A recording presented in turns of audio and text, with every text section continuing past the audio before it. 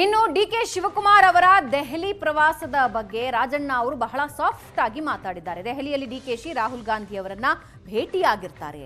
ಆದ್ರೆ ಯಾವ ವಿಚಾರಕ್ಕೆ ಭೇಟಿಯಾಗ್ತಾರೆ ಅನ್ನೋದು ತುಂಬಾ ಮುಖ್ಯ ಆಗುತ್ತೆ.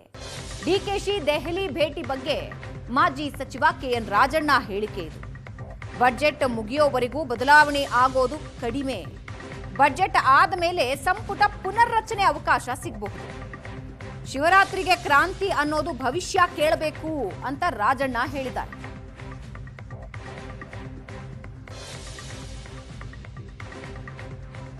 ಡಿಕೆಶಿ ಅವರು ಭೇಟಿ ಆಗಿರ್ತಾರೆ. ಈಗ ಭೇಟಿ ಮಾಡೋದೇನು ಕಷ್ಟ ಅಲ್ಲ. ಭೇಟಿ ಯಾವ ಉದ್ದೇಶದಿಂದ ಮಾಡಿದ್ದಾರೆ, ಏನು ಚರ್ಚೆ ಆಯಿತು ಅದು ಮುಖ್ಯ. ಈಗ ಅವ್ರು ಭೇಟಿ ಮಾಡೋದು ಅಸ್ಸಾಂ ವಿಚಾರದಲ್ಲಿ, ಅಲ್ಲಿ ಮೀಟಿಂಗ್ ಕರೆದಾಗ ಅಲ್ಲಿನೂ ಕೂಡ ಜೊತೆಯಲ್ಲಿದ್ದಾರೆ. ಮತ್ತು ಒನ್ ಟು ಒನ್ ಮಾತಾಡೋದಕ್ಕೆ ಅದು ಸ್ಪೆಸಿಫಿಕಲಿ ಅಸ್ಸಾಂ ವಿಚಾರಕ್ಕೆ ಮಾತಾಡೋದಕ್ಕೆ ಭೇಟಿ ಮಾಡ್ತಾರೆ ಅಷ್ಟೇ. ಈಗ ಬೇರೆ ರಾಜ್ಯದ ಬಗ್ಗೆ ಮೊನ್ನೆ ಮೈಸೂರಿಗೆ ಬಂದಾಗ ನಾನು ವಿಶೇಷವಾಗಿ ಈ ರಾಜ್ಯದ ಬಗ್ಗೆ ಚರ್ಚೆ ಮಾಡೋದಕ್ಕೆ ಸಮಯ ನಿಗದಿ ಮಾಡಿ ಕರೆಸ್ತೀನಿ ಅಂತ ಹೇಳಿದ್ದಾರೆ. ಅದರಿಂದ ಆ ಸಂದರ್ಭಕ್ಕೆ ಹೋದಾಗ ಮಾತ್ರ ಆ ವಿಚಾರ.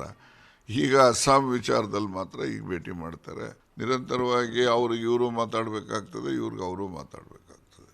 ನನಗನ್ಸೋದು ಬಜೆಟ್ ಮುಗಿಯೋವರೆಗೂ ಕೂಡ ಯಾವುದೇ ರಾಜಕಾರಣದ ಬೆಳವಣಿಗೆಗಳು ಆಗಲಿಕ್ಕೆ ಚಾನ್ಸಸ್ ಕಡಿಮೆ ಅಂತೇಳಿ ನಾನು ಅಂದ್ಕೊಂಡಿದ್ದೀನಿ. ಈಗ ನೋಡ್ರಿ, ಎರಡೇ ಥರ ಇರೋದು. ಒಂದು, ಸಿದ್ದರಾಮಯ್ಯನವರಿಗೆ ಕ್ಯಾಬಿನೆಟನ್ನು ಎಕ್ಸ್ಪ್ಯಾನ್ಷನ್ ಮಾಡಲಿಕ್ಕೆ ಅಥವಾ ರೀಶಫಲ್ ಮಾಡಲಿಕ್ಕೆ ಕೇಂದ್ರದ ಸಮ್ಮತಿ ಕೊಡ್ತಾರೆ ಅಂತ ವಿಶ್ವಾಸ ಇದೆ. ಕೊಟ್ಟರೆ ಅವರೇ ಪೂರ್ಣವಾಗಿ ಇರಬಹುದು. ಒಂದು ಪಕ್ಷ ಅವರಿಗೆ ಆ ಒಂದು ಕ್ಯಾಬಿನೆಟ್ ರೀಶಫಲ್ ಎಕ್ಸ್ಪ್ಯಾನ್ಷನ್ ಏನಾರ ಕರ್ಕೊಳ್ಳೋಣ, ಅದು ಮಾಡಲಿಲ್ಲ ಅಂತ ಹೇಳಿದ್ರೆ ನಾಯಕತ್ವದ ಬಗ್ಗೆ ಇನ್ನೂ ಅಂತಿಮವಾದಂಥ ನಿರ್ಣಯ ಕೇಂದ್ರದ ಹೈಕಮಾಂಡ್ ಮಟ್ಟದಲ್ಲಿ ಆಗಿಲ್ವೇನೋ ಅಂತಕ್ಕಂಥ ಊಹೆ ಮಾಡ್ಬೋದು ಅಷ್ಟೇ. ಅದು ನನ್ನ ಊಹೆ ಅಷ್ಟೇ. ಅದೇನು ನಿರ್ಣಯ ಅಂತ ಆಗಲಿ ಅಥವಾ ನಡೆಯುತ್ತೆ ಅಂತೇಳಿ ಕರಾರುವಕ್ಕಾಗಿ ಹೇಳ್ತಕ್ಕಂಥದ್ದಕ್ಕೆ ಸಾಧ್ಯ ಇಲ್ಲ. ಶಿವರಾತ್ರಿ ಪ್ರತಿ ವರ್ಷವೂ ಬರ್ತದೆ, ಯುಗಾದಿನೂ ಪ್ರತಿ ವರ್ಷವೂ ಬರ್ತದೆ.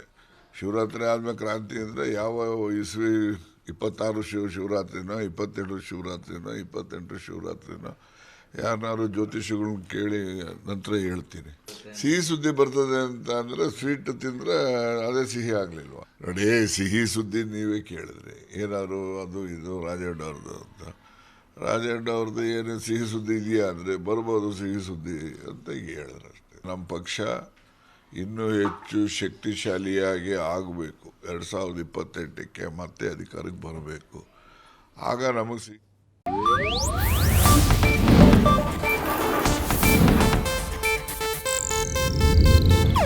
ಇದು ಏಷ್ಯಾನೆಟ್ ನ್ಯೂಸ್ ನೆಟ್ವರ್ಕ್ ಪ್ರಸ್ತುತಿ.